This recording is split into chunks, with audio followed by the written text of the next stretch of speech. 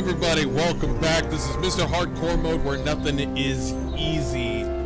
We are back, warriors and wenches, with another hard rant stream. Good to have you all here with me. I appreciate each and every one of you for coming on by. I hope everybody's doing great this weekday. I think things are starting to actually finally cool down. This summer heat has been something, let's just say. But yeah, glad to be here,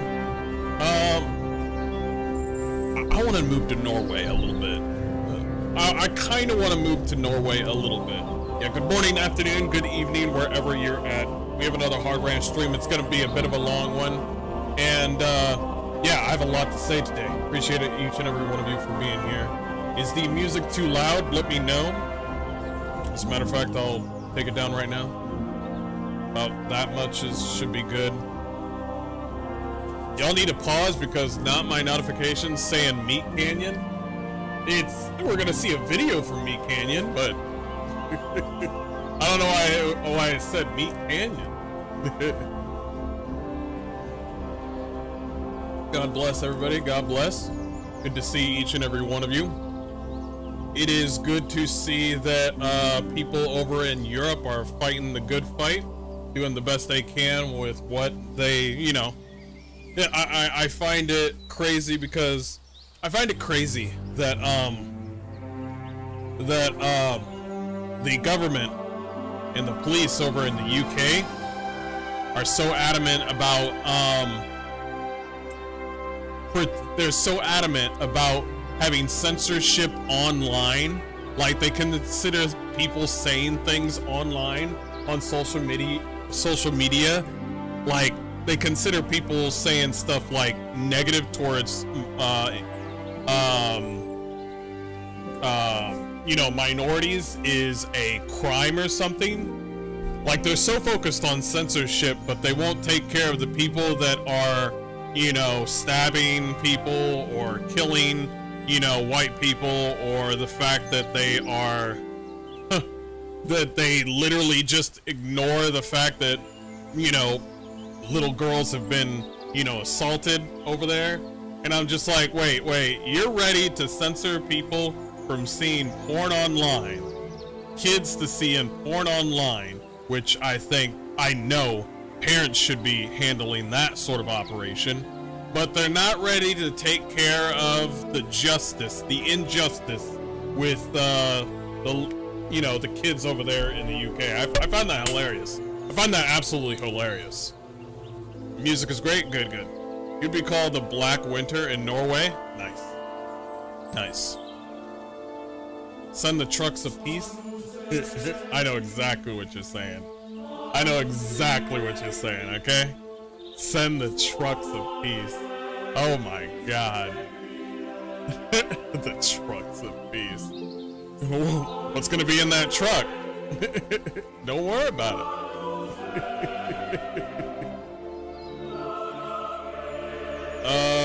Let me make sure that certain things are working. That's good. This one is probably not working. I'll fix that right now.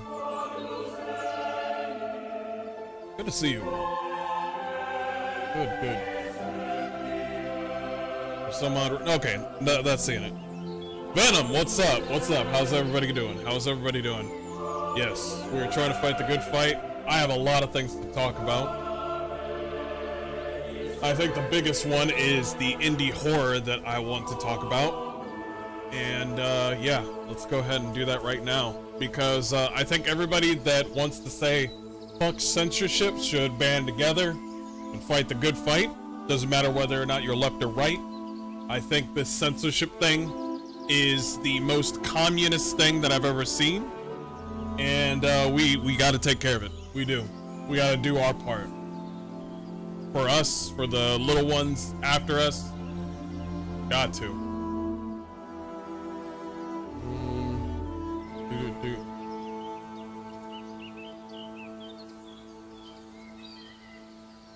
Oh, that's nice. Poland has just sworn in their new president. He believes in national sovereignty. He believes in protecting borders, promotes family values, and pro-Christian. That's good. Poland looks really nice. I would like to visit one day. I would like to visit one day. That's good. That's good. Yeah, I've always wanted to go to Poland. Oh my god. Good to see each and every one of you. I hope everybody's having a good day. We're gonna go ahead and dive into here one bit. We also have, I don't know if I'm going to do it on stream, but yeah, based Poland, absolutely. I'll turn it down just a little bit. I knew a Pole, he was cool as shit. Wait, is that what you call people from Poland? Pole? I don't think so. I think that's bullshit. What's the likelihood of GTA 6 getting censored? GTA 5 was censored, so GTA 6 being censored, I would like for them to try, because if they tried to censor video games that are AAA, and let me tell you, people start to disagree on each other until it's their problem. You see what I'm saying?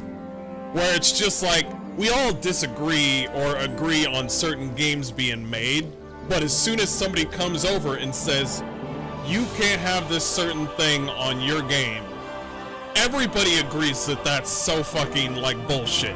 That goes against people's like freedom. Everything is legal here. Nobody's getting hurt. It is a fucking video game. But these fucking online Karens, everybody knows. It's such bullshit. Oh, hold on a second. Let me make sure that testing. Okay, that's how high my voice is.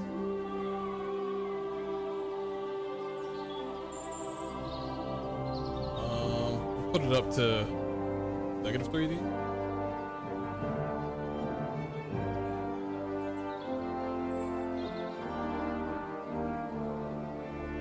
That should be a little bit better.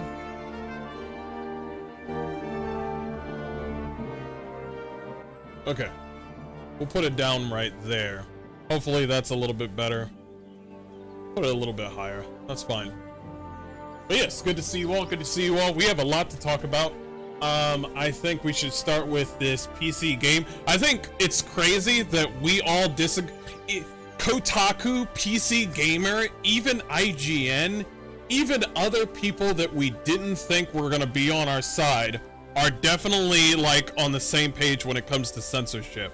Even with BioWare, listen, have any of you heard me say anything about Dragon Age saying like, oh, you can't put this in the game, or you can't make this game, you can't be hired here?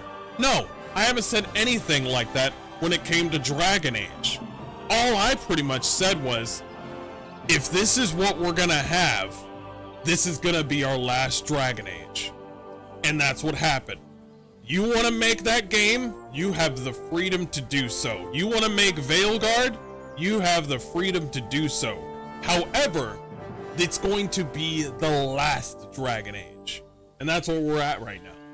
I never came up to them and said like, oh, you should be banned from making video games. It's like, no, I don't need to say that, because they're gonna do it on them, you know, they're gonna put it on themselves. You see what I'm saying? Where I'm just like, oh, it's like, no, you should be banned. No.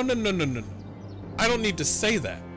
I don't need to do that, and I think people have the right, whoever you are, to work on Dragon Age. However, I will notice that the OGs that worked on Dragon Age are not there, and that sucks. Some of them got fired, some of them got let go. I'll recognize that. But I don't need to say you can't have this job, because I was looking at the outcome in slow motion. You wanted to make this game Veilguard. Okay. You guys might not have a job after this. Some of them got fucking lucky after Veilguard like failed Some of them got let go, and then they got another job. Not everybody, but some of the lucky ones. BioWare would be okay with censorship? No, they wouldn't. No, they wouldn't. Absolutely not. No, they would not. No, that doesn't slide with them in the slightest. Because the only thing that BioWare would really like is for people to play their game and for people to shut up. Now, if you're talking about censorship to like make a video game or censorship, see, actually, you know what? Let me go back. Blood Angel, you're correct. Only partly though, like half.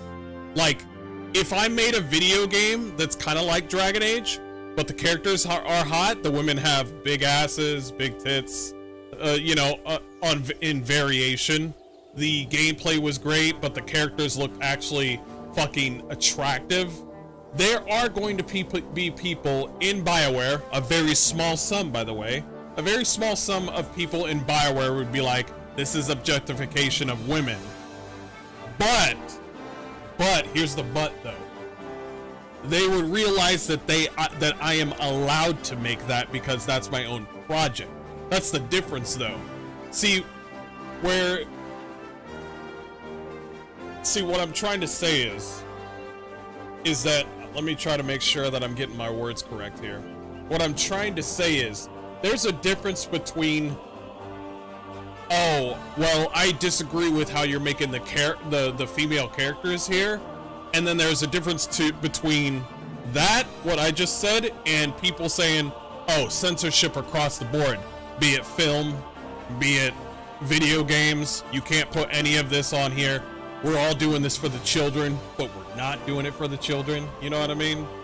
It's like there's clearly an agenda with both parties. Like people that are in the left that don't like objectifying women, and then there's people on the other side that don't like women being objectified, and they want to ban everything in complete,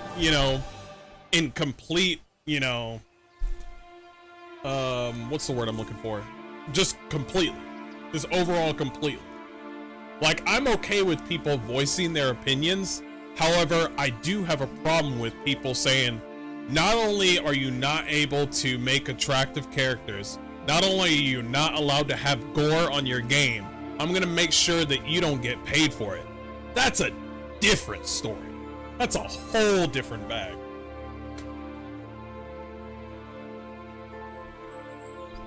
I'm trying to drink more water because I am trying to get away from soda, and I'm trying to get away from not only soda, but I'm also trying to get away from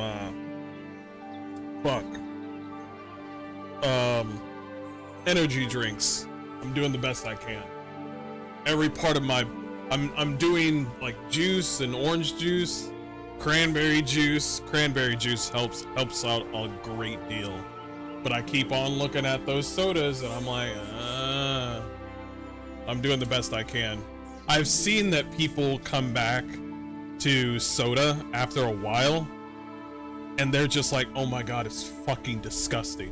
Like, you know how people are used to having soda and it tastes so great, but there have people that have been away from soda, came back, and they literally were like, it's fucking disgusting.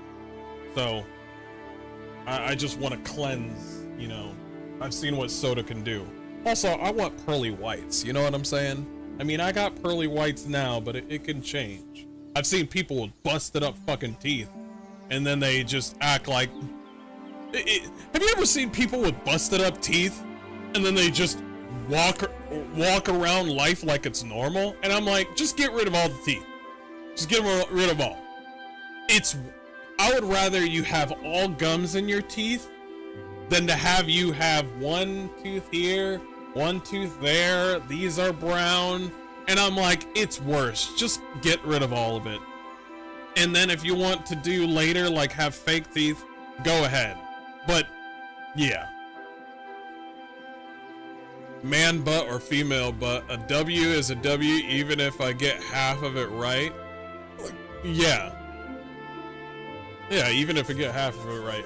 Have you seen that picture where somebody was doing, was drawing Lara Croft, but she had male bodies on her screen as a reference? And then somebody was trying to gaslight me saying, oh, she's just using that, you know, to compare to male and female. And then we see the character of Lara Croft after they worked on her. And I'm like, yeah, those are man's arms. Yeah, I don't know what to tell you, hun. Sheesh. I don't know about you, but when it comes, I don't know about you, but I think the Stellar Blade dev team would not use a male's body as a reference to Eve in Stellar Blade. I'm just saying, man. I'm just saying. Don't make no sense. Oh, I think we're ready. Are we ready, guys? I think we're ready.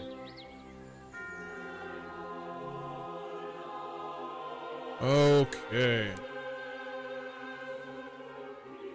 Oh, that's perfect. Right there. Right there.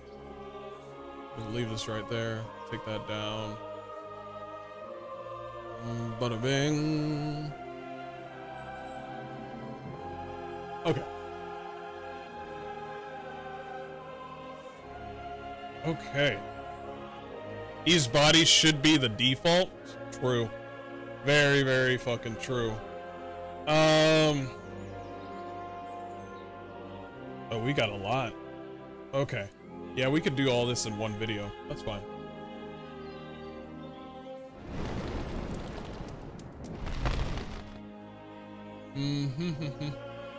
I'm also...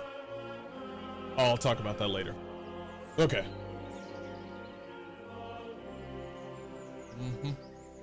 I'm also... Oh, I'll talk about that later. Okay. Alright, I could leave chat up on here. It's fine. We got a lot to talk about. We got the indie horror thing that we have to talk about. We got the Meat Canyon video. I want to talk about the petition. There's a lot about censorship on here. Okay.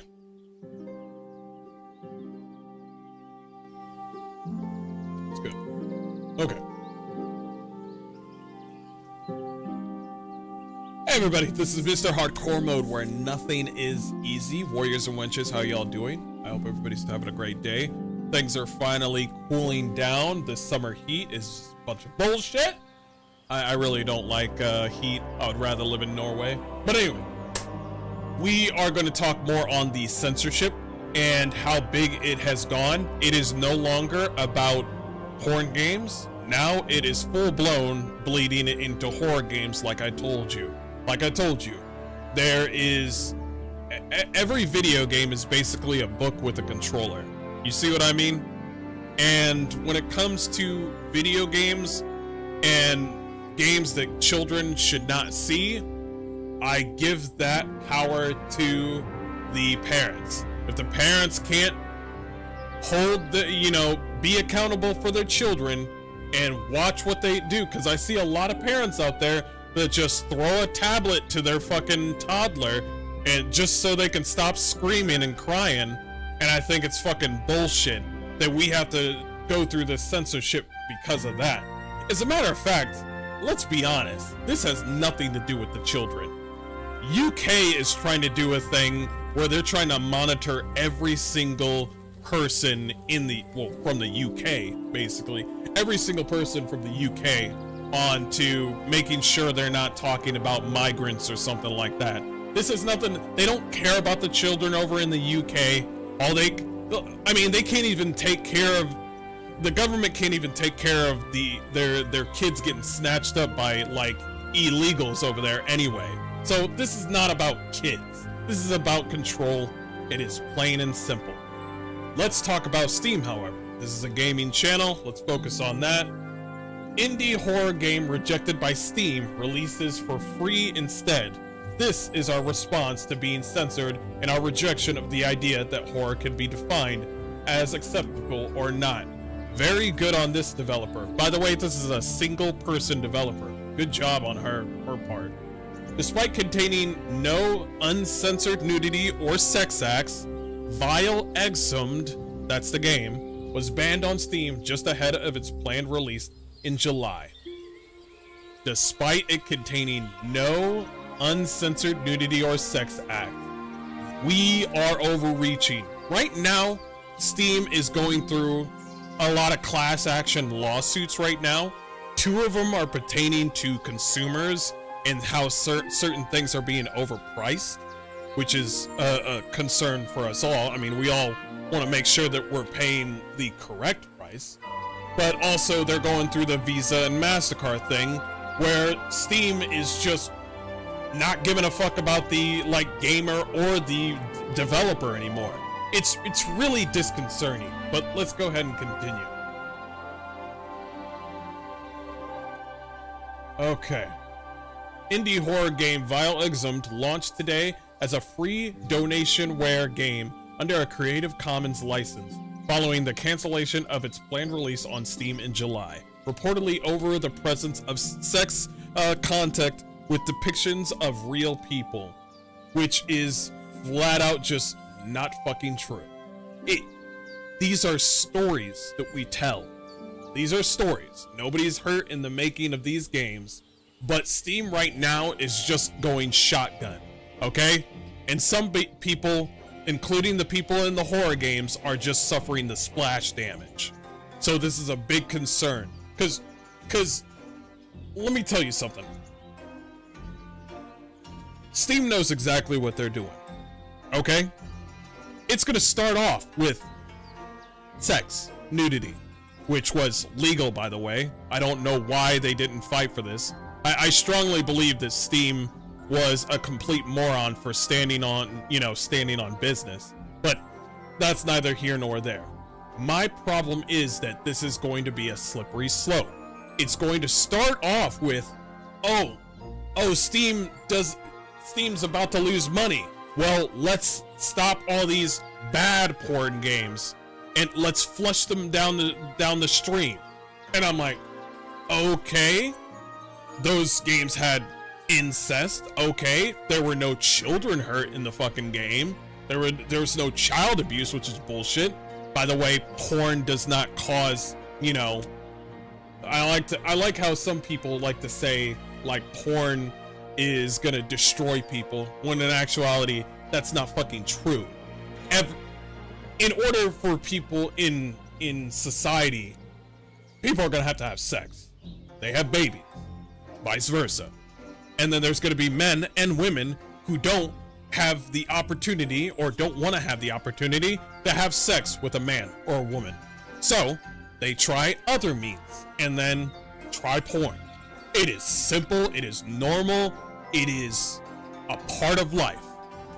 And then they just go up on here, collective shout, along with Visa and MasterCard, do this whole pretend thing like they're trying to protect children, when in actuality, it should be the parents' concern to make sure that their children are not messing with anything, that they shouldn't be with. My dad did that with me, and then as soon as I reached a certain age, he was like, okay, son, go ahead. He's like, just don't do it, just handle your business away from other people. That was it. That's it. That's how it is. But now we're reaching the part where things are not even related to, sex games. Now it's horror games. And then sooner or later, it's going to be taking a spotlight into gore. We just end up we just keep on doing this whole song and dance, don't we? Where we just keep on coming back like, oh, we gotta ban these games now because Karen said so. Oh, there's sex in it, can't. Blood, we can't. So horror games are gonna come up next, and then up next, if you got a game and you killed somebody, sir, you can't do that anymore. You want that to be next? All right. That's the fight. So, in a message posted on Blue Sky a few days later, solo developer Kara Cadaver said Vile Exhumed has been banned for sexual content with depictions of real people, although she added that all such content is all implied, making this all feel even worse. DreadXP also noted that Vile Exhumed has no uncensored nudity no depictions of sex acts, and no pornography present at all. Even if she did have that, it's legal. It's legal. That's it. That's all this should be. But now we're doing this whole song and dance where this is not a police matter, okay? This is not some sort of police matter. This is, you're not going to get paid if you have pornography. That's it. This is not a, oh yeah, let's put her in jail because she's a single developer putting pornography on a game. No, this is, the new police is Visa and MasterCard. Does that sound nice? We need this regulation, folks. We really do. Let's continue. Valve has prohibited depictions of real people in adult games on Steam for a while now. So the rule it's citing wasn't created in response to its recent dust up with payment processors. Well, it was. It was. The site wasn't created in response to its recent dust up with payment processors. It was. Listen. This has nothing to do with Collective Shout. Collective Shout just likes to scream and make noise. Visa and MasterCard have been fucking with Japan on their legal content for literal adults. This was before that, with their manga and their hentai over there. This is not some sort of, oh shit, it doesn't have anything to do with the payment processors. It does. Because Steam is, what's a good word for what Steam is doing right now? They're flinching. Steam is really good at flinching when it comes to losing money, and that's a big problem. Itch.io is trying their best to bring to fuck censorship over.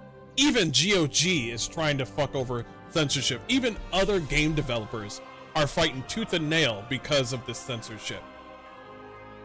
Both Steam and itch.io recently removed de-indexed a large number of adult-themed games that may violate the rules and standards set forth, which is funny, because why don't you just take them all out?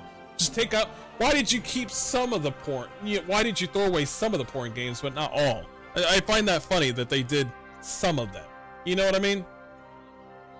As Valve put it in July, concerns about those possible rule violations were driven by a pressure campaign carried out by the Australian anti-porn crusaders Collective Shout. She has, Kara Cadaver has said this. I think I have a better vision right here. The developer, the single developer for Vile Exhumed, says, I am extremely disappointed to let you all know that Vile Exhumed has been fully removed and banned for a sale on Steam. By the way, Collective Shout wants to do things for women. Isn't that great? Isn't that great that Collective Shout is doing things for women? By the way, you got this single developer woman banned off of Steam. Her whole game. The thing that she worked hard on. I find that great. Isn't that great? Isn't that cool? Is that, isn't the women empowerment? So we're gonna do anything about OnlyFans, right? No, we're not gonna do anything about OnlyFans? Okay. Okay, I just wanted to know. Dread XP and I are working actively to make sure that we can make the game available to you ASAP. Next week, you can expect to hear specific details. I love this woman. She's still fighting the good fight. I want to be clear. Vile Exhumed was not banned for its use of gore in storytelling or the violent themes. Nope. At least not yet. At least not yet. The violent themes, they don't care about that now. What they want to focus on is the easiest stuff that they can do, like, oh shit, are you getting people involved? And I'm like, no, it's a fucking video game. It's nobody's involved. She could have drawn depictions in her game and nobody was involved. These are pixels, you dumb fucks. Pixels. And if they're actual pictures of people being harmed, it's those artists and those people that are involved that are getting paid. Like I said, like like any horror movie, when there's people getting killed or maimed or murdered and all this stuff, they are all getting paid, and then you see them walking around with their kids in the next day. They are not those characters. They set themselves up to be in that said position, whether it be a game or a movie. This is simple. This is simple. Everybody knows this. Everybody knows if you're getting hired, this is what you wanted to do. You signed up. Everybody knows this. Can I draw like a fucking, can I put an AI woman or an AI picture of a hot woman getting tied up and shit? Or am I gonna hurt the robot's feelings? Am I gonna hurt the AI's feelings for wrapping her up and slapping her ass with a belt? It's like, is she real? No! This is all bullshit. And right now, Visa and MasterCard are acting like police. Not a tool, a police. And this is fucking disgusting. They need to be regulated. I refuse to censor or make changes to this game. I will not retell a story about those topics in a way to make people who don't understand it more comfortable. I like this woman. She's not, you know, she has her beliefs and I got mine, but I respect a woman like this. Go ahead. For updates to know how to play Vile Exhumed, follow me in DreadXP on Twitter or join the DreadX Discord. I find this really, really powerful that she sticks to her guns. The fact that one woman will stick to her guns but not Steam is fucking hilarious. I get it. Steam is bigger and they sort of kind of have a monopoly, and they kind of have when it comes to video games, they kind of have something to lose. But I strongly feel like Steam could have actually done something and fought for the gamer, fought for the developer, and done something, but they didn't do a goddamn thing. He's like, oh yeah, that's right, they wanted to protect their well, now they're everybody's bitch now. Now, the Collective Shout and Visa and MasterCard dip their toes in this bullshit. They got their foot in the door. And now we gotta figure this shit out. Also, there's other groups besides Collective Shout called Fight the New Drug that want to do things pertaining to AI companions. Let's read about it. So, Collective Shout's not going to be the only one. Of course, they're not going to be the only Karens that care about children. But let's watch this video. Oh, we should probably talk about this new AI girlfriend thing on X. So Grok just recently released 2 companion AI bots, one of which is an over-sexualized blonde anime girl named Annie. Yeah, so who cares? If you don't want it, then don't watch it. That's it. End of story. Goodbye. See you later. That's it. Now, Annie's entire job is to flirt with you, and the more that you engage in these types of interactions, the more sexualized they can become. Yeah, that's what they signed up for. That's what they want to do. What's the problem? If that's what they wish that they can do, they're not hurting anybody. That's what they can do. Hello? Where are you ladies? Why isn't anybody talking about fucking OnlyFans? Why are we doing this again? Why are we doing this again? It's like, oh shit. Listen, first of all, she got crazy eyes, okay? Second of all, do you know what aisle she goes down?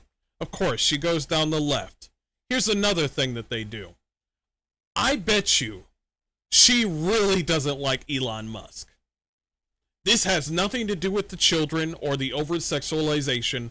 She just wants to hurt Elon Musk in any sort of way. That's who this woman is. I guarantee. Yo, clip this shit. That's all they fucking care. I don't give.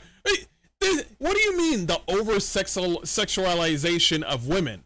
Where's the woman? Oh, that's right. It's an AI picture. So can you help me out? Can you? This is just feelings. The only people that do all this feeling shit are fucking women. And they ruin everything. Perfect example.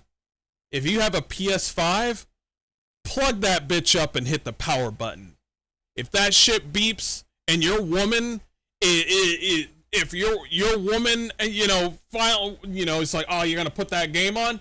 That's who these women are. That's exactly who they are. They hear that beep and then they're just like, it's like, oh, you being happy for 2 seconds? Yeah, I want to play a video game and shoot some people. What the? It's the same exact people. The more sexualized they can become. It's essentially a modern take on a phone sex line. There's, the AI companion. There's multiple AI companion like videos.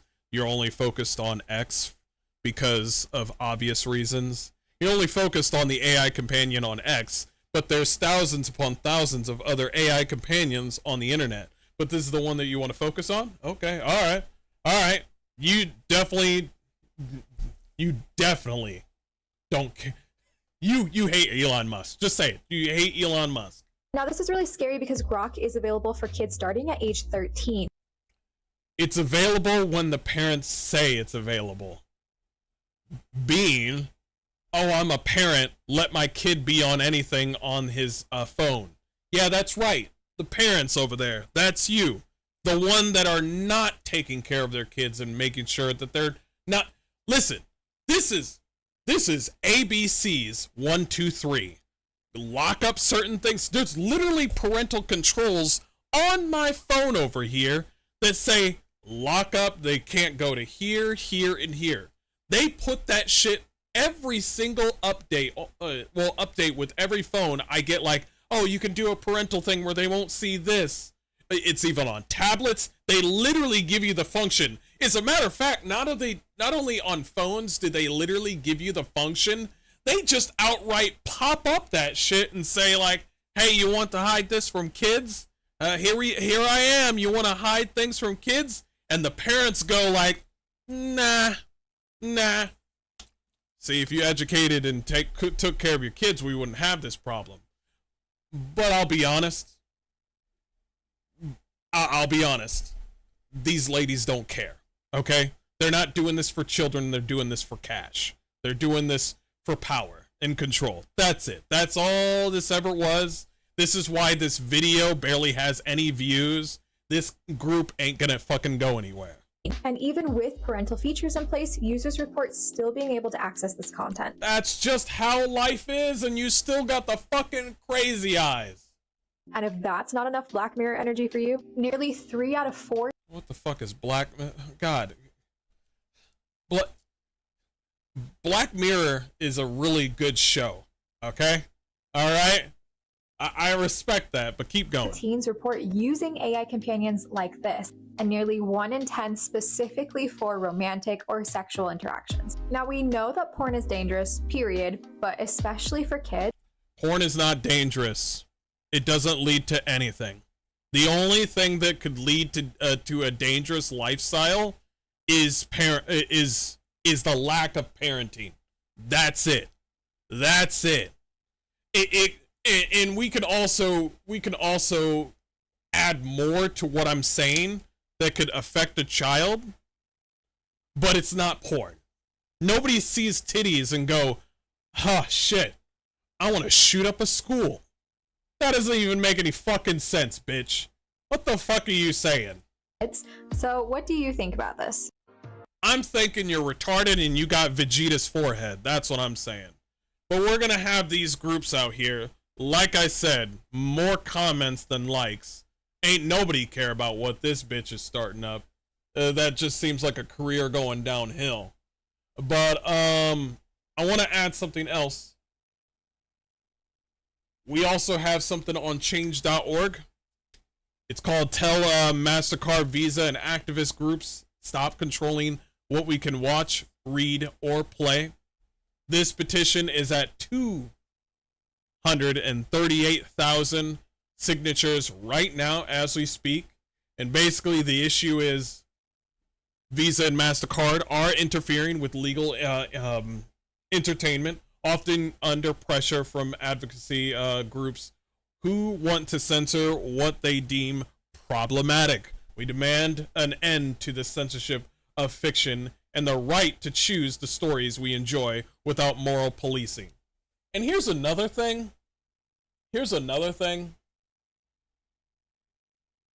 Each and every person before all this shit, a lot of people have gone about their normal lives as usual. As a matter of fact, men and women actually thrived a lot better back in 2010 or 2012. And then as soon as 2016, things just got worse. And by the way, porn was still active around that time. Each and every individual person will tell you things were a lot better back then.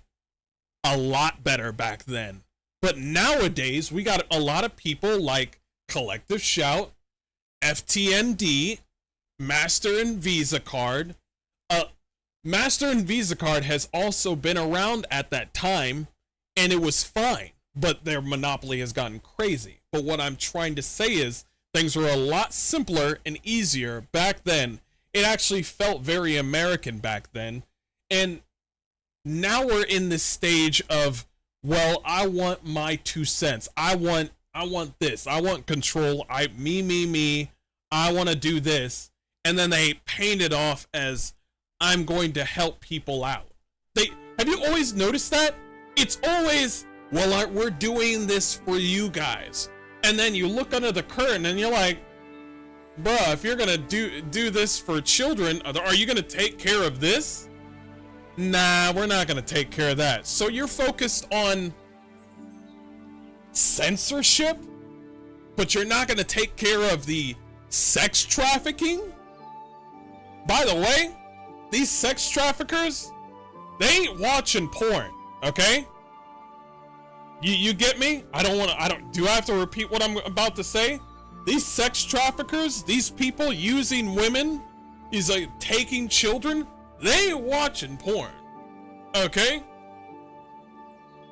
So we need to stop this whole thing like, oh, video games and porn and whatever is on video games. It's actually changing the child's mind. No, it's the 2 things: parenting and what's the term I'm looking for? A product of your own environment. Basically, the product of your own environment. Those are the 2 things. Lo and behold, a man and a woman get together and then they have children. And just to let you know, it's not all about just having sex and putting a baby in a woman. You also have to take care of the child. Woo! You have to have accountability. You have to take care of your child. Make sure that he's like, maybe I should give my child a tablet so he can shut up. No, you should go see what the child needs. So stop throwing stuff at your children and saying, here, this will make you shut up. There's a lot of parents that do that, by the way. And then people come over to you and then you're just like, it's just a growing, I'm going to say it. It has nothing to do with the children. It has everything to do with women who are not getting a man. They're not getting the good dick, and they're not getting with that one guy that they had a late night stand, one night stand with. That one hot guy that they got with that one time, and then they pretty much blocked him. That's what this is all about.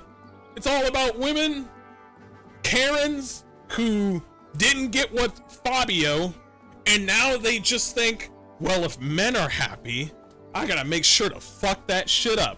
And you might be looking at me like, Mr. Hardcore Mode, that's crazy. There's no way women would just utilize their whole life to make sure men are not happy.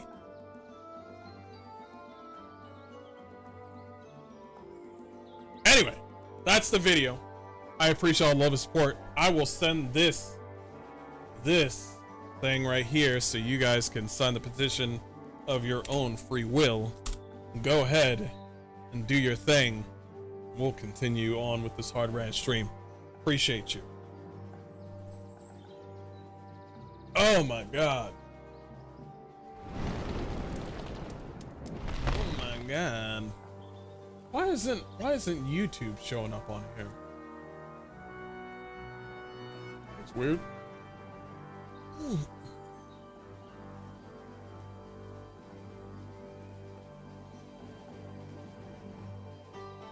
Should be showing up.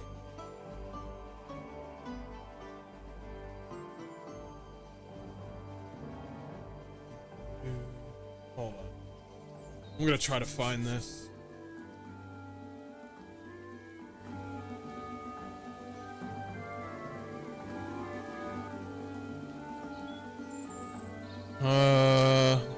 Let's see.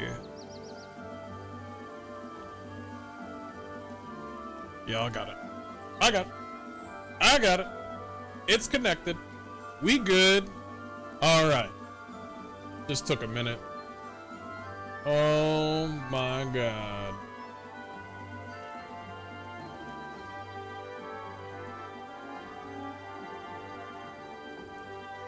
Apparently Jennifer Lopez. Apparently J-Lo has decided not to get married anymore. Probably a good idea considering she transed her own fucking kids. And hats off to my boy Ben Affleck. He still is gonna be able to see his kids at least. That's all who I care about is Ben Affleck. I don't give a fuck about J-Lo. I don't give a fuck.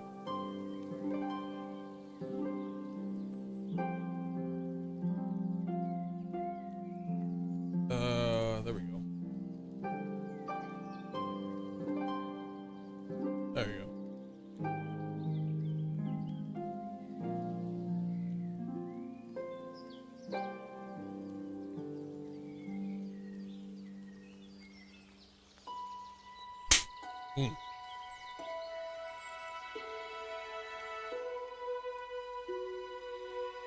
There we go. Okay. Yeah, he needs to fix his kids. That's for damn sure. That is pretty fucking wild. Okay.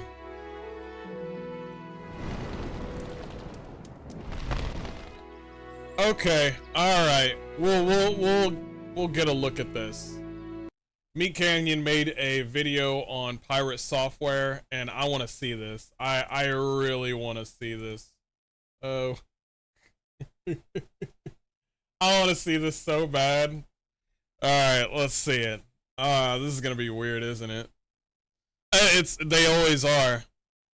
I think I saw the queso one last time. Let's go ahead and watch it. Here we go. Okay, here we go. Wait, what the fuck? Baby, hunger level 0.9, crying, sleeplessness, fussy, breastfeeding, cuddles, milk intake. What the fuck? Okay, all right. Let's just do this. Yeah, Chad, so today I was supposedly cursed. I saw this woman breastfeeding her child in a non-optimal way, so... Non-optimal way. Yeah, you're gonna teach us how... You're gonna teach the woman how to breastfeed her child. Okay, all right. Well, that's a step above the people saying not to breastfeed. You know, out in the open. That's a step above it. Being the kind man I am, I showed her how to do it correctly. I told her you should have the child latch.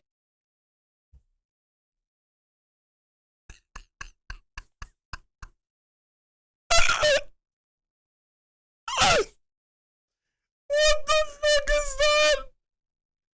Bro, why does your titty look like a fucking pepper? Oh my god. I feel like it's already been used. At a 30-degree angle. That way, when her milk begins to extrude from the channel, are you gonna use flow some more more? rapidly with the babe's suction, as followed. Why are you looking at me? What the? Why is it? No, don't look at me. What the fuck? Don't look at me.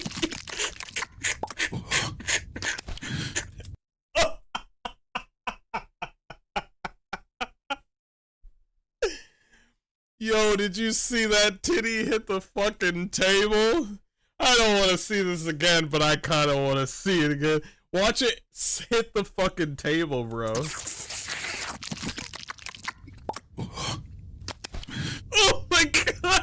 got irrationally angry when I proved her wrong. No and shit. Put a curse on me. Not that I believe in curses or anything. The curse is real. Look at your legs. Oh shit! What the I can fuck? barely feel it. Pain is action and illusion played on by the mind that... Right. You fool! Don't you see your arrogance? Need I remind you that's what got us fired from Blizzard? Yeah, so I worked at Blizzard for 7 years. Oh, God. God, you remember when Pirate Software was like, I don't say that all the time, and I was like, nigga, are you serious? I barely think about it. Bro, your room, what the bro, you definitely think about Blizzard. It's actually funny, Chad. I'm considered the first second generational hire at the company. Oh my fucking God, I remember hearing that. Oh, I remember him saying that shit. Chat, oh my God, I remember it. This was back when I actually watched Pirate Software, and I don't know why, but I automatically in my brain stopped watching him. And I think it was kind of what he just said. That I even think about it. You're not even streaming right now! Jesus. Stop. Stop. Stop. I know what I just saw. What the fuck? You're not even streaming right now! Is that a furry? A Blizzard? A Blizzard cup? Why am I laughing at the Blizzard cup? I should be laughing at the furry. Whatever. Oh my God.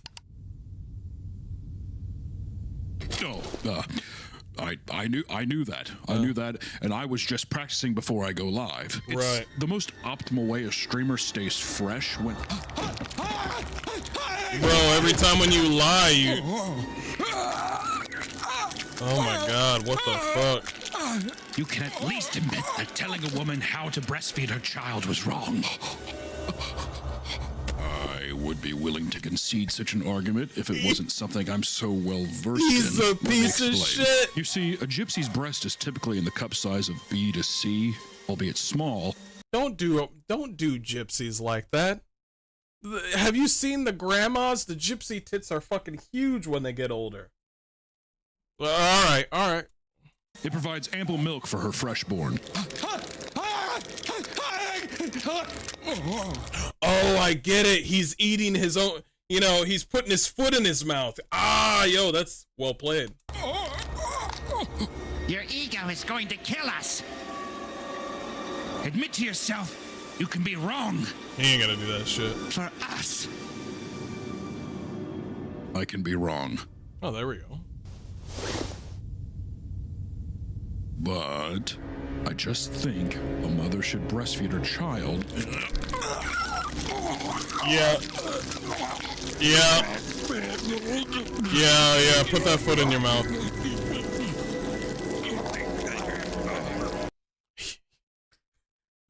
The real Pirate Software is just looking at him in disgust. He's just like, well, that's it. It's over.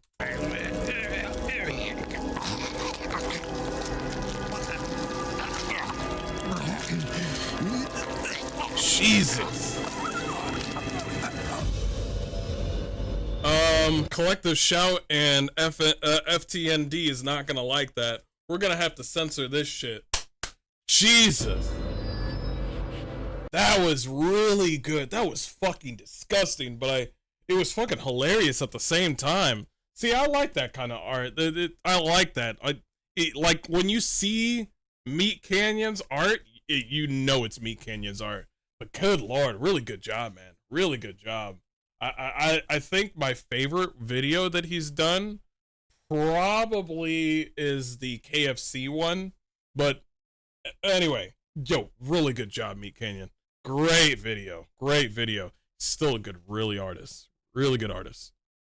Jesus. What in the world was that? Oh my God, I'm not gonna be able to burn that out of my eyes. Okay.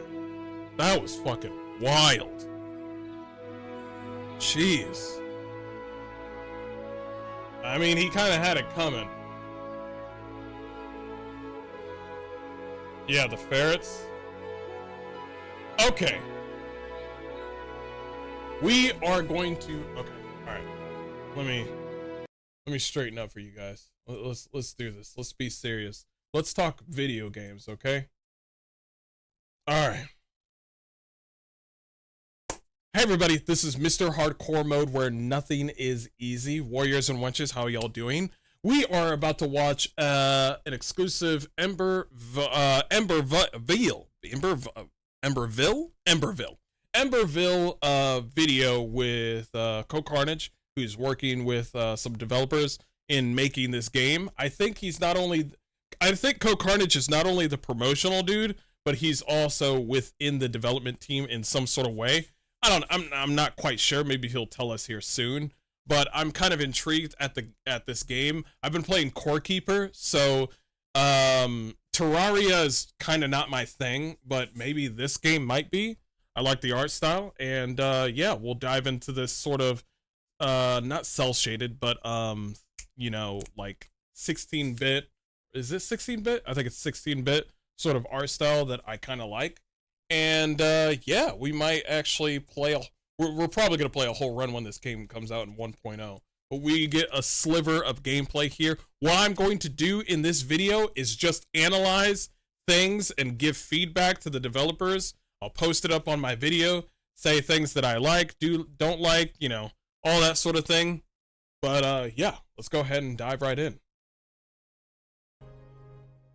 Before we begin, I just want to give a big special shout out and thank you to all of the people who have been following along with this. This is Emberville. This is a game created by Cygnus Cross.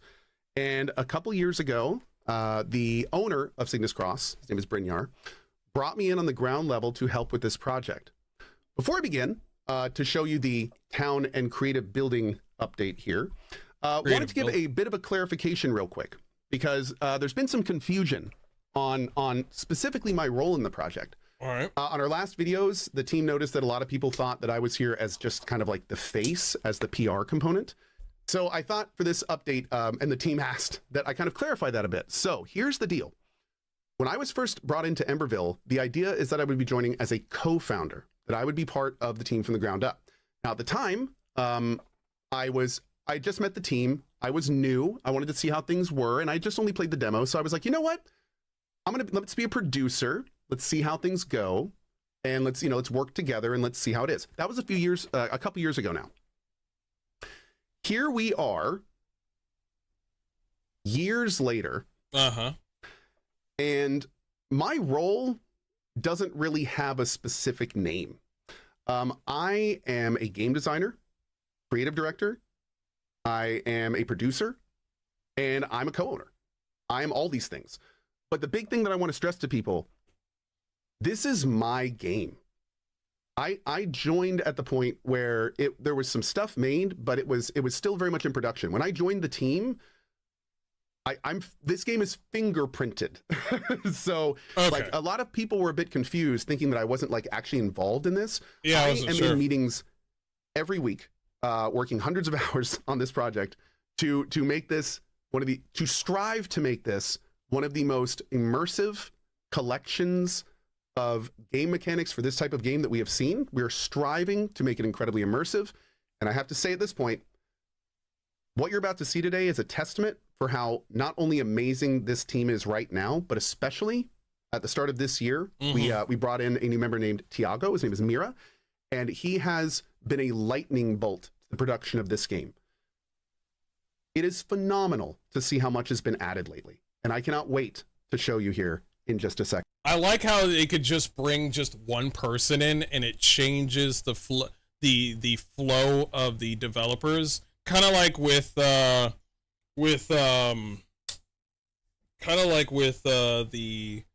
music producer for Expedition 33, how they brought in just a random music guy. This was not a LinkedIn thing. They They just found this SoundCloud guy, and they found a few other people, but they said, hey, how about you be our music producer?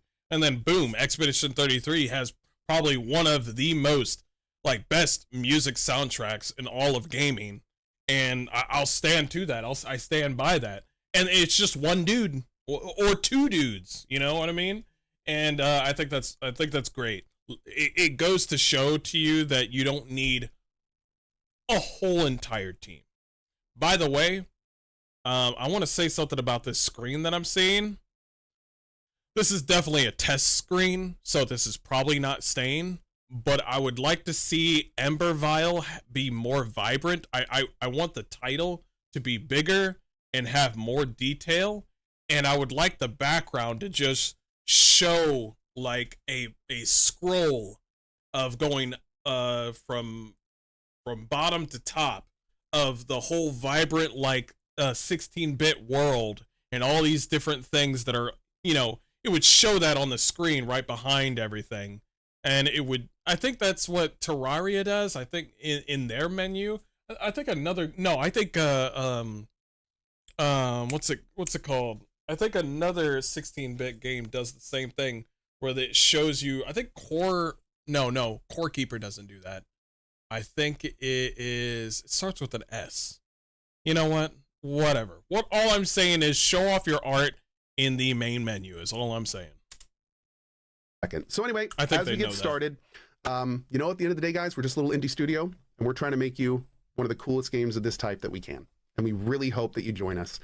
Today is going to be the second major update. We'll talk more about the future when we get towards the end. I do want to stress hard that this is, as it says across the top, this is an early access in development thing. It does not represent the final product. Of course. You will see a lot of stuff today that is pretty much everything you'll see today is the foundation of what's coming, but it will probably all be touched a little bit before we get there.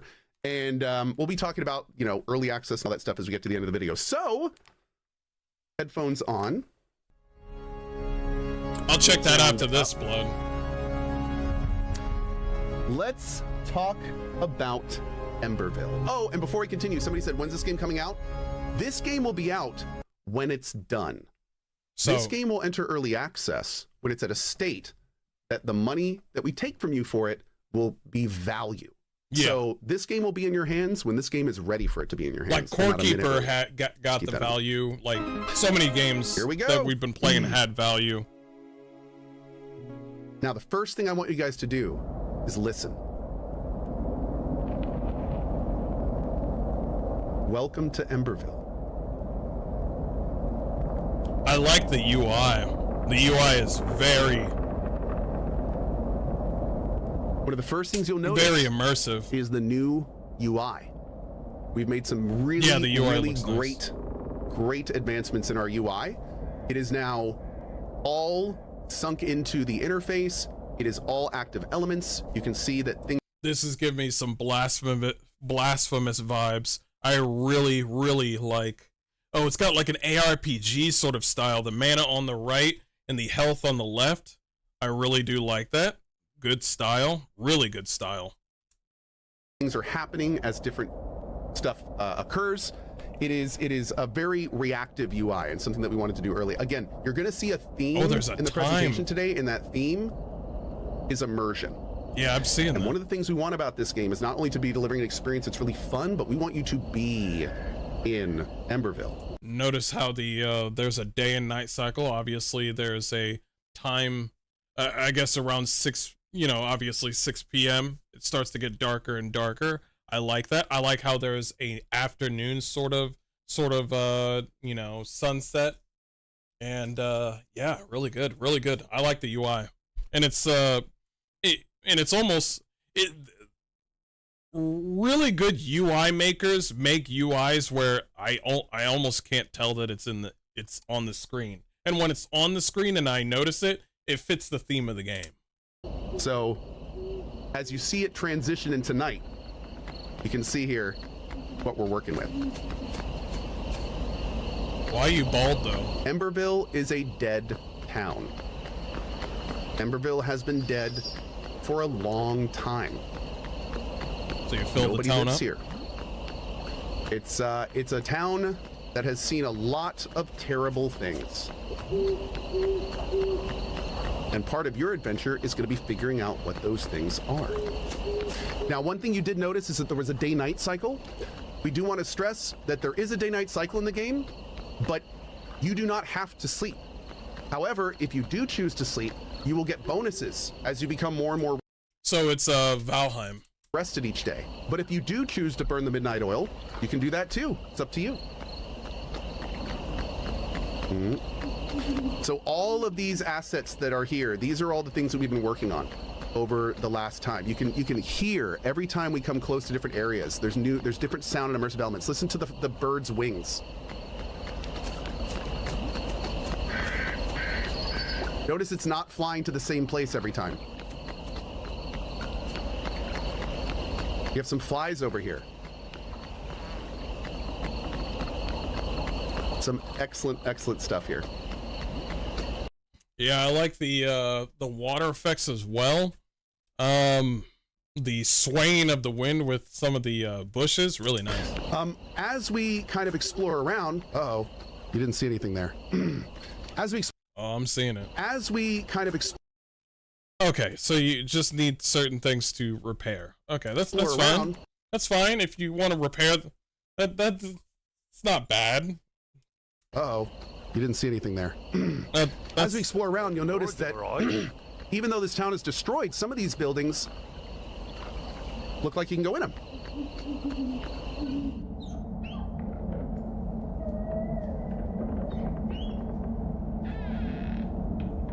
Who's that guy with the fork in his head? Looks like we got something going on over here. Let's see if there's someone at the bar.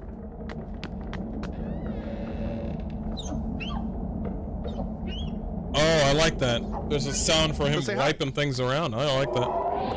Oh, he's dead. Never mind. Never mind. Or not. So there's just ghosts living around here. What about this guy? Never mind. Okay. I love the animations. Really good. Why are you bald? So interestingly enough, there's no ghosts in Emberville. So I wonder what these things are.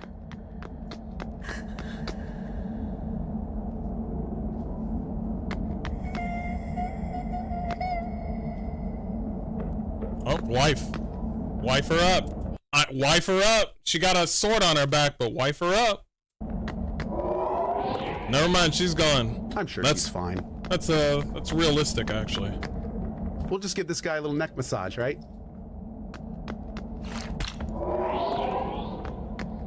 Yeah, well, you were too good at massaging. So as you enter the town, especially for the first time, a lot of these buildings are going to be explorable. By exploring these buildings, you're going to see what happened. You're going to get lore bits. You're going to maybe find some important items. You're going to see all sorts of stuff. So the town of Emberville, even in its destroyed state, is something to be checked out. Now, another thing that we've really been working on, and this is another thing that we're going to be talking about a lot more in the next update, but is the combat. Now, as you guys know, in games like this, it's pretty common to have left-click combat. That's kind of your light attack. And then you also have, you know, your right-click, your second attack. Now, something we're doing that's pretty cool is if you notice, there's a swing animation with a big white flare. We have pixel perfect hit detection in our game. That's very important. What that means is wherever you see that white, if an enemy overlaps that, that's where they get hit. Now, the reason that's important is as you use a weapon like your sword, it's going to go up in skill. You're going to get better at sword 1. You're going to get better at sword 2. You're going to get better at sword 3. As you do that, you're going to start unlocking things. There's progressions with the weapons. If you said sword 1, sword 2, sword 3, so maybe somebody else can go hammer 1, hammer 2, shield 1, shield 2, maybe arrow, you know, bow and arrow 1, 2, 1, 3. So there is a skill progression with the weapons. I wonder if he just realized that he just said that and he meant that. I wonder. So you can do as you play. Left click, right click. Left click, right click. That combo, after you've gained it, is going to have a special effect and graphic at the end of it. Then as you continue to level it up, maybe you can do other stuff.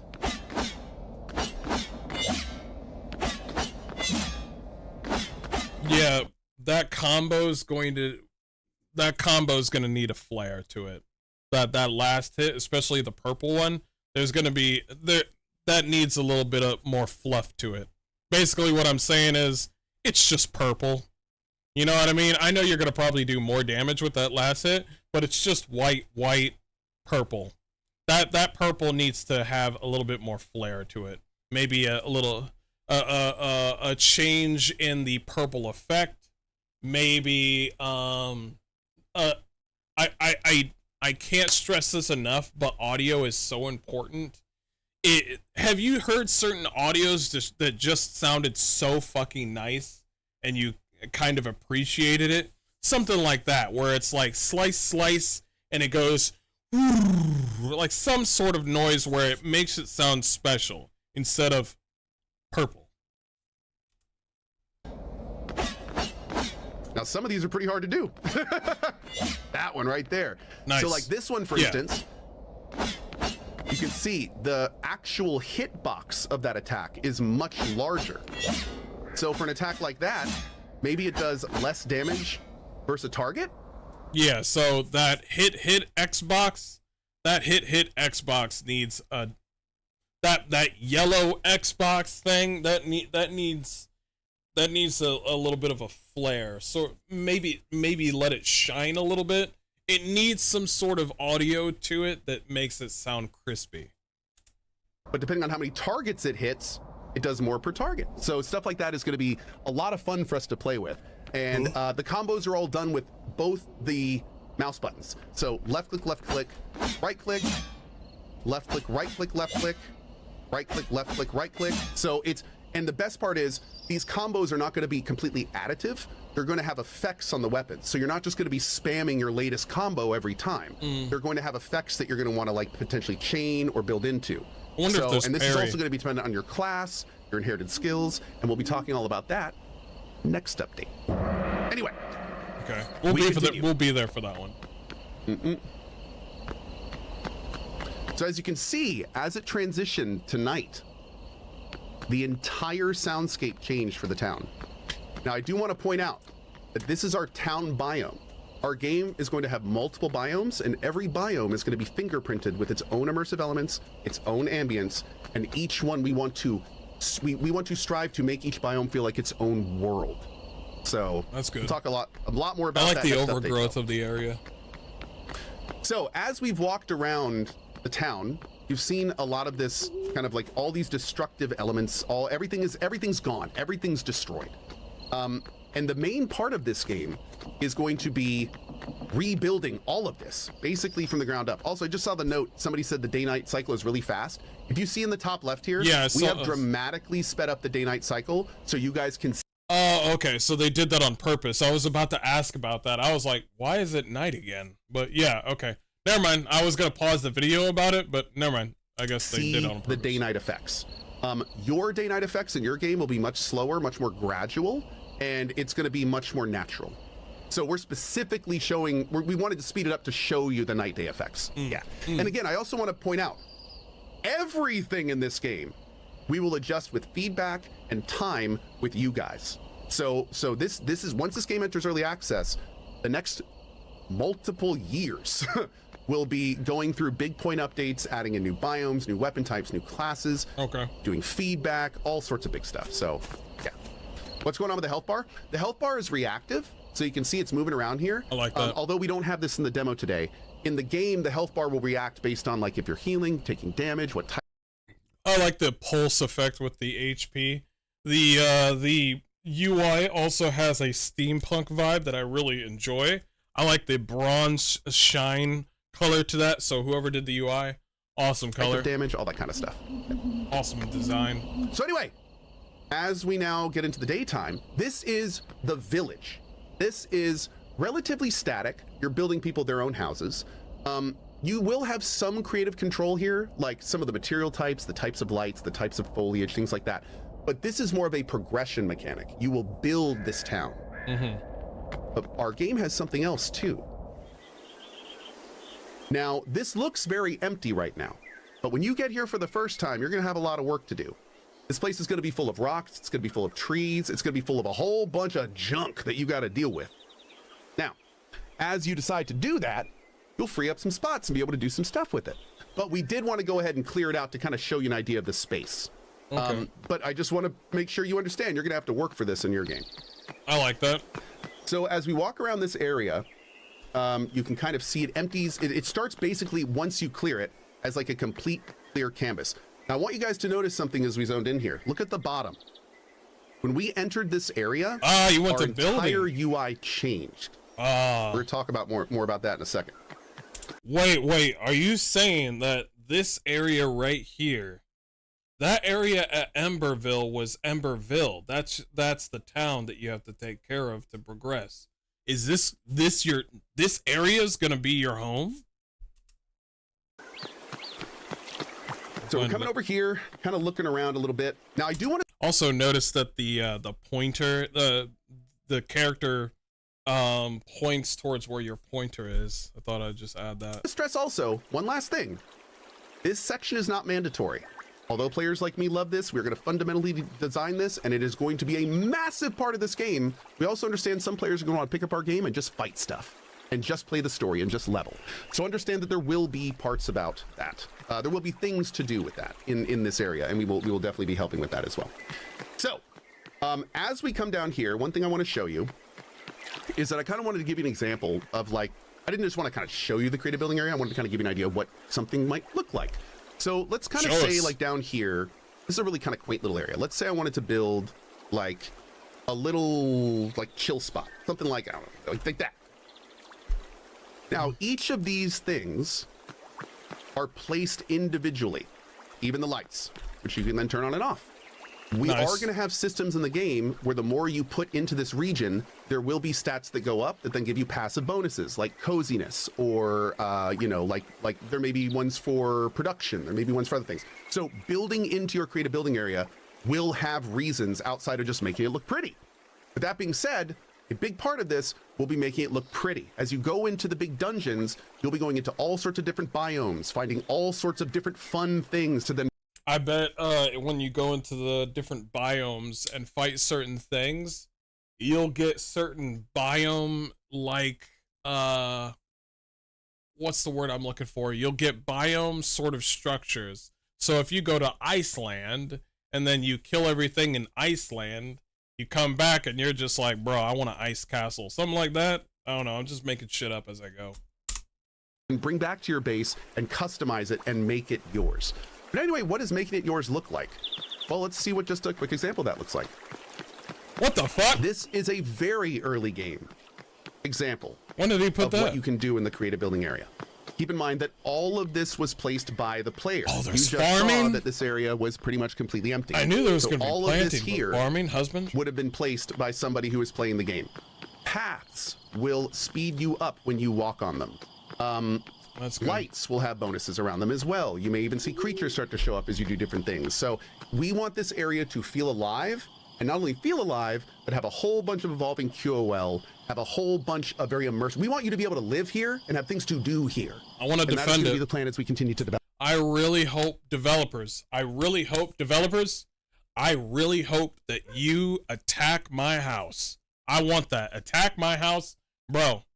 I don't know. Like, I wonder if you're gonna have a family in here or something like that. But yeah, I want to defend my house. Develop it.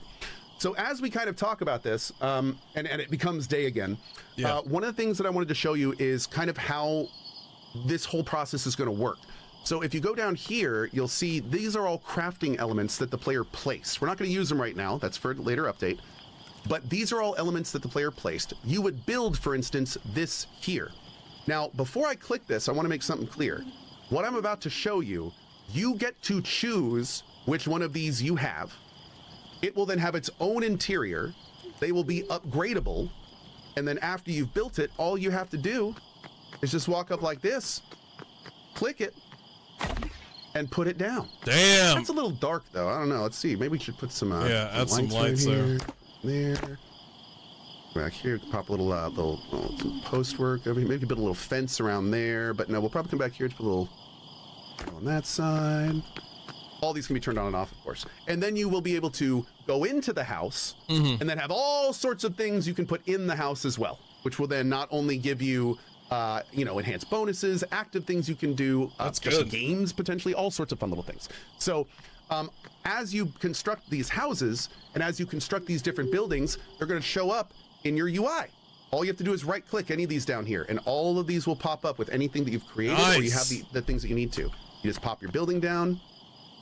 Oh, look at that. All of a sudden, I have a mill. So now my base has all new functionality because I have a mill. I can go inside. I can process some of the farming stuff that I did, all that kind of stuff. Can you change where that mill looks? There's one thing that I'd really like to do because I just came out of this biome in the dungeon and I was doing some fishing and there was this fish there that I really, really wanted to get.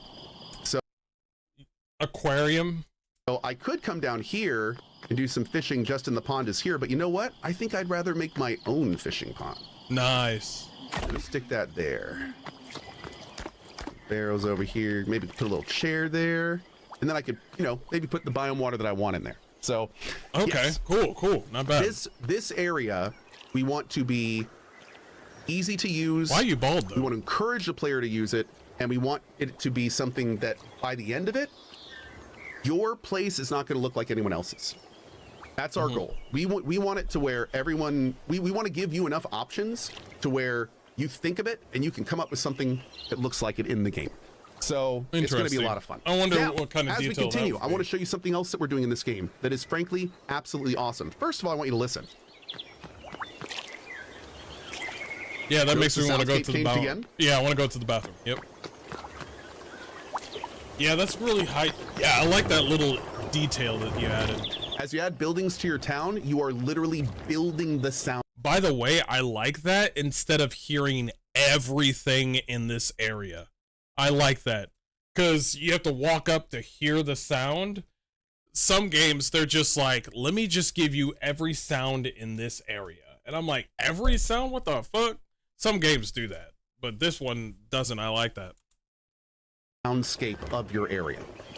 So as you run around, you will be able to close your eyes and know exactly where you are in relation to everything around your base. It's freaking cool. Anyway, going back to what I was talking about. So these games have always done something that has kind of bothered me. And what that is it gives you all of this awesome stuff you can do in all these different areas, but then it gives you just one toolbar and one inventory to truck all that stuff around it. And frankly, it gets to the point in those games where when you get towards the end game, you're doing more management of that than playing the game. Exactly. Not anymore. Welcome to dynamic UIs in these games. So when we enter the create a building area, you can see all of this stuff down here is only for this area. All these items are things that we've built or things that we've unlocked for this area. Okay. Well, let's say that I built a farming plot. So I put down all of these farming squares here.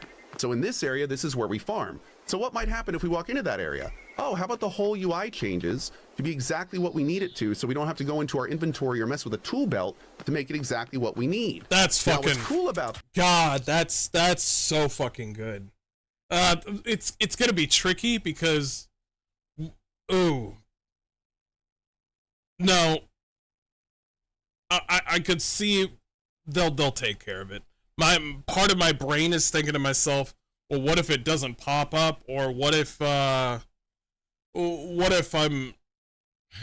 I got a lot of what ifs, but I think they'll figure it out. But I think this is great that it automatically goes to that set area.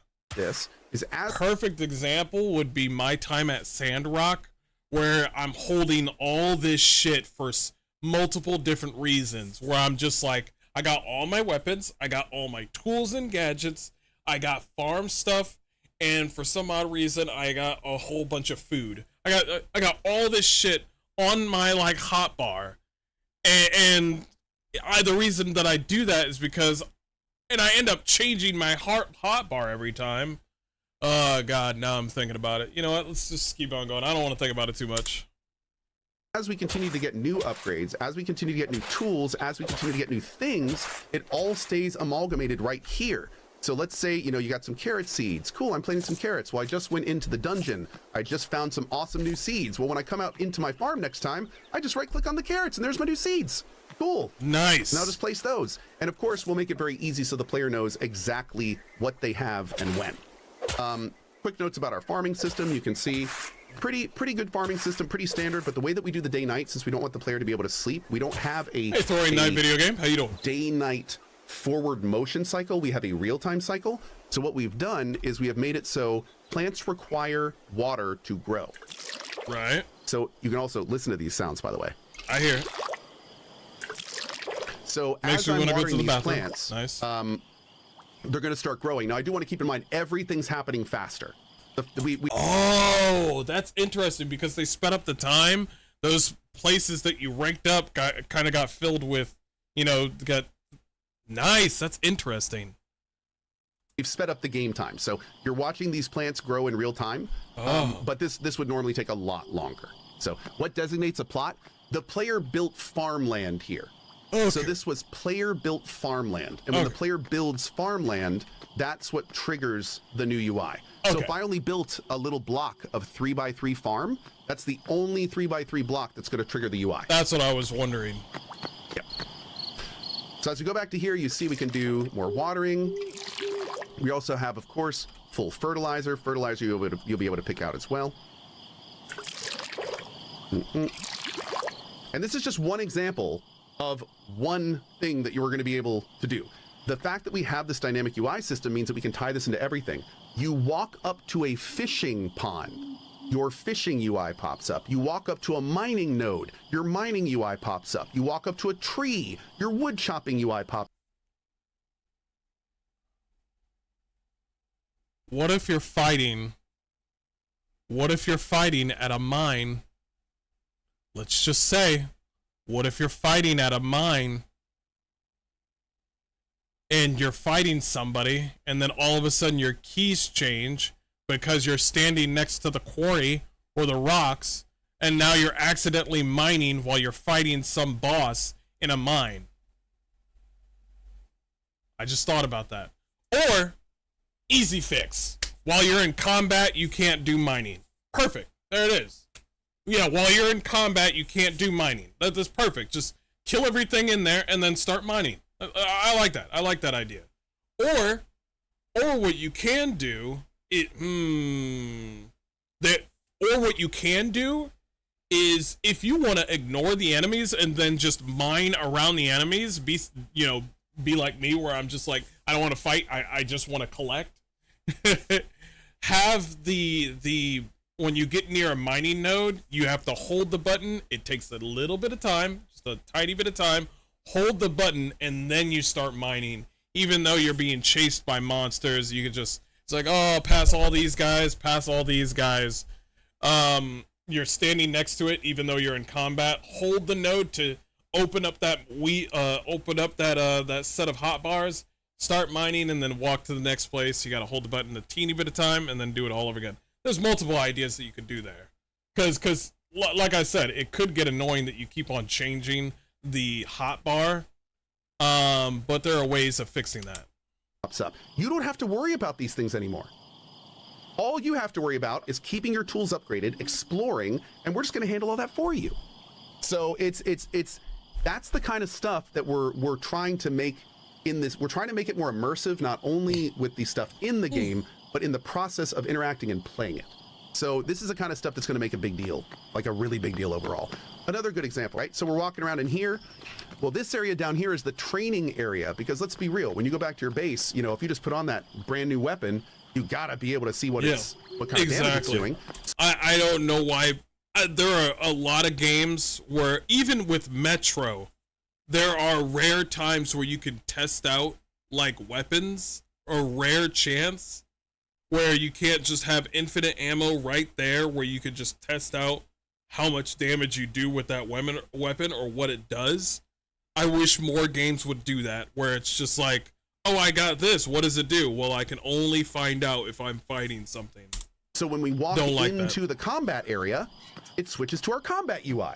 So now we can come over here, we can start hitting these, the actual damage you'll do will pop up there, may give you a breakdown on where the damage came from. It's not in the the game only place it would do that, so you can actually do some testing and math here, and then you can go back out into the dungeon.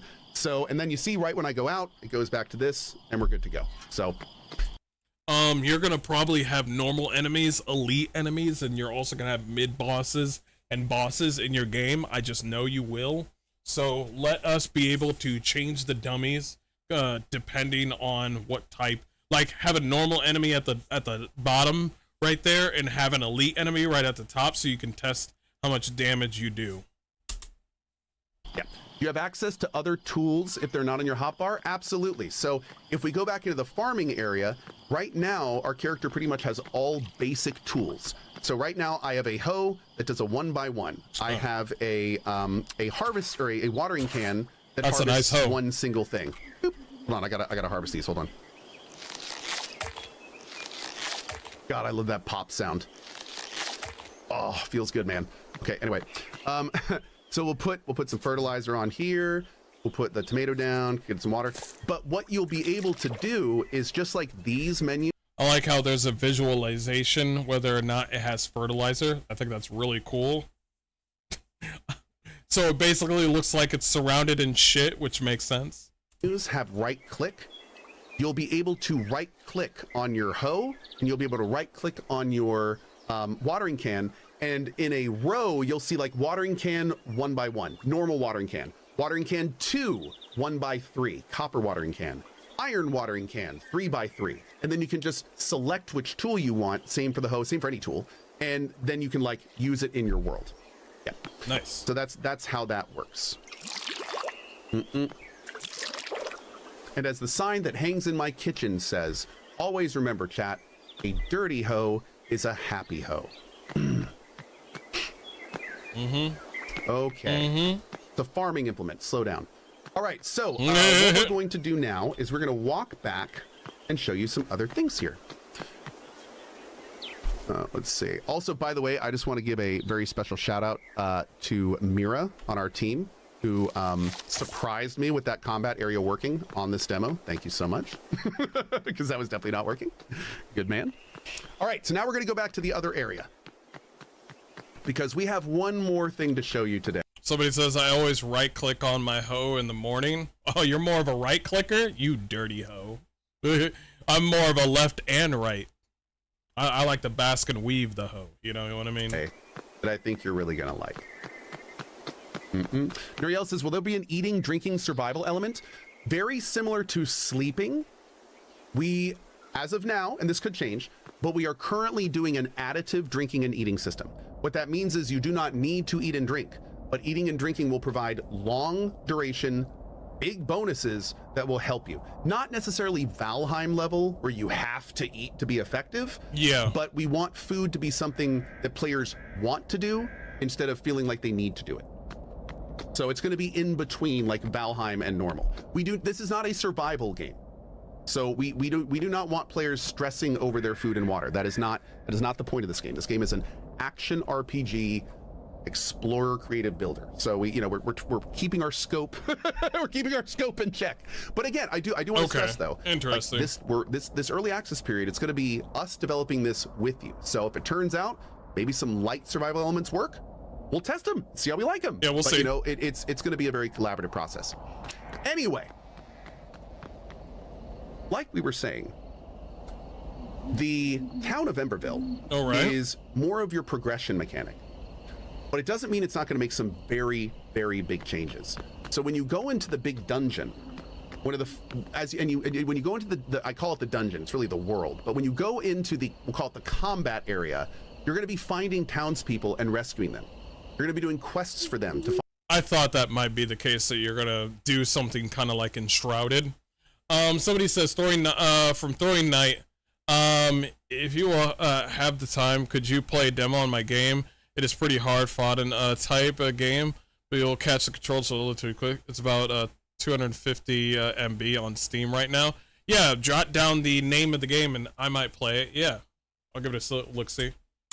Find out their history, find out more about them, to find out what they need to potentially rebuild their house and start helping you find more people. So, although we're not going to see the quest today or the townspeople, what I am going to show you is a little sneak peek at what may happen when you help them. Spiritualist?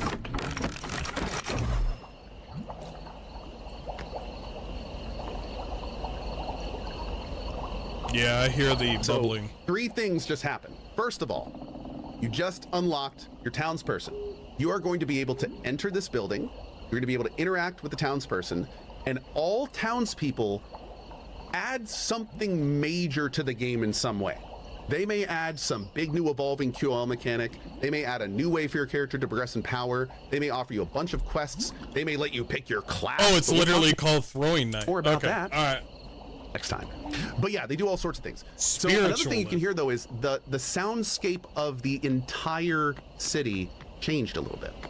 And as you continue to rebuild the town, you'll notice like everything about it is going to start like changing a little bit. So let's say you come down here, and we can talk about kind of like where these different buildings will be. So let's go, if you come down to here we go. What this is. Again, listen closely.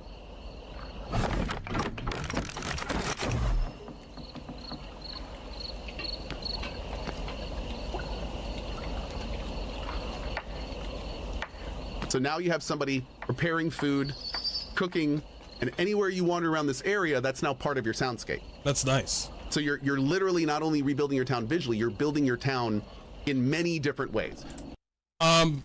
One thing that I need to preface on this is, I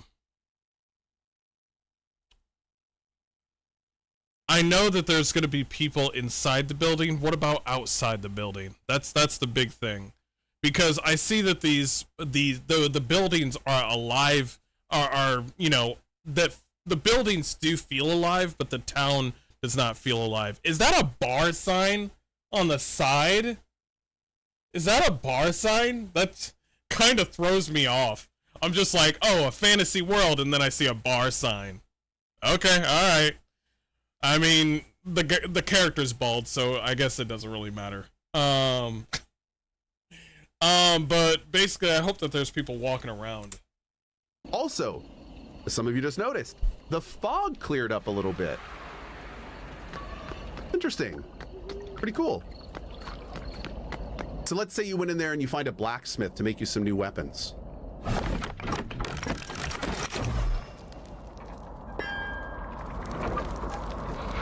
Really good animation.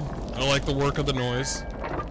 Keep in mind there will also be levels for the town. So not only can everything be built, but many of it will be upgradable, and many of it will be progressional inside of itself. So pretty nice. That'd be cool if they showed the repairs? blacksmith. Yes, as of now, repairs to the town are permanent. I would like it if, like, I don't know, like, the person who's building, you know, the weapons would be shown outside. I mean, the building looks nice, but I'm just saying, what if he's just outside, like, smithing, you know? I don't know. It would look cool. Yep. So as you start to kind of rebuild everything, you'll notice that the town starts to look better, the fog starts to dissipate, you're hearing more sounds, and all of this stuff kind of comes together to create that kind of image we're going for. Where are the people? But finally, one day, you might have your own Emberville town. Oh, everybody's fixed. Where are the people? And man, maybe later. It's a very different experience, isn't it? Look at that. Mm-hmm. Completely different soundscape, different weather, different everything. Now, what's cool about this, keep in mind, you're looking at a rendition of this town. So although you cannot directly decorate your town like the create a building section, we are going to give the players ways to make the town yours. Mm-hmm. Things like, what is the road paved with? What do the lights look like? What are the type of plants that are around? What color's the grass? So you can, although you're not going to be placing individual barrels and stuff, you will be able to theme your town potentially to your creative build or something completely different if you'd like to. So we're gonna give players options with that kind of stuff. Interesting. There's a jeweler right over there. Yeah. I just saw that. Chat. This is Emberville.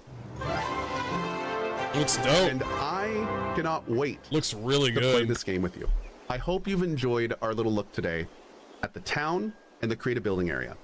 This game has undergone an incredible amount of progress in the time that I've been with it. I have absolutely loved my time working on it, and I will continue to be working on this hours and hours and hours a week as we move into the future, move into EA, and then eventually to 1.0. I do want to give a really, really big shout out to Cygnus Cross, Bryn, Mira, Tiago, all the people that have been working on this project. The amount of progress we've seen, especially in the last year, has been incredible. So I just really want to thank everyone for saying that. Also, by the way, really good work. Very important to mention, I'm noticing to people in the chat, there will be all sorts of NPCs and stuff walking around this town. I was wondering that. We have not put that in yet, but your townspeople will walk around. There will be other NPCs walking around. Like, people will visit your town. Like, absolutely, yeah. The whole. As you repair your town will become alive. Like, by the end of the game, we want you to have a living, breathing town. So we are going to be doing everything we need to do to make it feel as. Here's another thing that you probably might want to add. You might want to add regular houses in this Emberville area. You might want to add regular houses because everything seems like I'm walking into a mall and everybody's working. There has to be regular houses as well.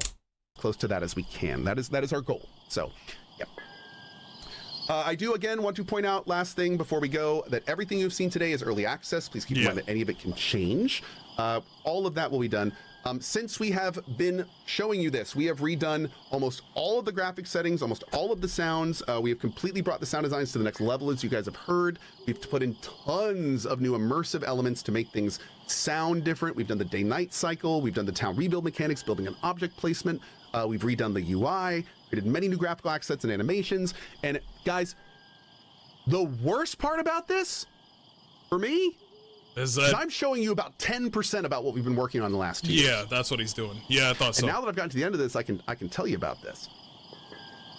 The next major update will be the last major update before we release into early access. Nice, I'm ready for that. And the last major update is going to be all about the world you're going to be exploring, the combat system, the class system. Oh my God, yes. All of the fun stuff associated with one of the I love a good class system. Main pillar of our game. That's good. So I cannot wait to get you there. And somebody asked, like, are they going to be? Yes, we're going to have different weapon types. Weapon types are going to have unique variants. It's a Diablo-style looting system, so you'll be able to farm and craft your stuff. Bro, go crazy with the classism. I hope there's a summoner build, a sorcerer, wizard, artificer build. I know people like to blow shit up. Alchemy build. I hope there's many different sort of classes out there besides knight, rogue, mage. Oh my God, I'm just saying. There are sets, there are classes. Classes can be leveled and changed. You can level up a class to gain an ability, and then some abilities can be inherited to other classes, letting you build your own classes. We are going That's good. ham in this game, I think is the premise. Yeah. And again, I can't wait to tell you all about it next time. So that's going to be our third major update. We do not have a date on it. I will let you know, just like everything else. This is a when it's done thing. So I will let you know as soon as I know.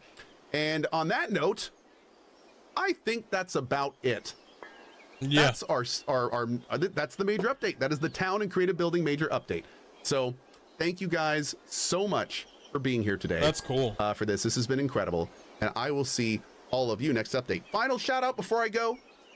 If you liked what you saw today, it really helps us if you wish list the game. Big time. It helps if you wish list. If you go to co.tv/Emberville, that'll take you right to our Steam page. And that is where you can wish list it. So we really, really appreciate those that do. It is a very big deal. And also, even bigger, if you wish list it, if you like it, tell your friends about it, guys. Like, honestly, I'm a middle of the road size streamer, but the people that need to hear about this are the people that don't watch me. So if you do have guilds you're a part of, communities, gaming communities, forums, like, if you like the game, let folks know, because we are so excited to bring this game to you. Well, I haven't played the game, but yeah, it does look good. It helps us. It actually helps us. So thank you for it. And yeah, that's about it. I think that is about it. The rest of it is just him talking about the game. But yes, I will go ahead and send you guys this video Amazing, amazing work this team is doing. I think that's fucking great. I'll send it to you guys right now. Dude, this game might be really, really good. I'm excited for that. I say, holy shit! It looks good. It looks good. I can't wait. That is our hard rant stream for today, guys. I am so glad that I was able to do this with you today. I'm going to end the stream for a hard rant stream for right now, and I'm actually thinking, do I want to play video games do I want to play video games on stream with you guys right after this? It's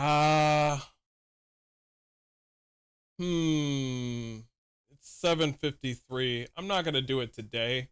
What I'm going to do is tomorrow I'm going to try to stream a video game a little bit earlier, maybe around 5 p.m. Eastern, and then try to stream at that time. Right now is not a good time because I need to get some sleep, and I want to play a little bit of video games offline, and then I want to get some sleep so I could wake up at the proper time. But guys, I appreciate all the love and support you guys have been giving me. Really does help me out, and it gives me something to do each and every day. I love y'all, and I'll hope to see you guys next time. Y'all take care. Peace. Have a good one.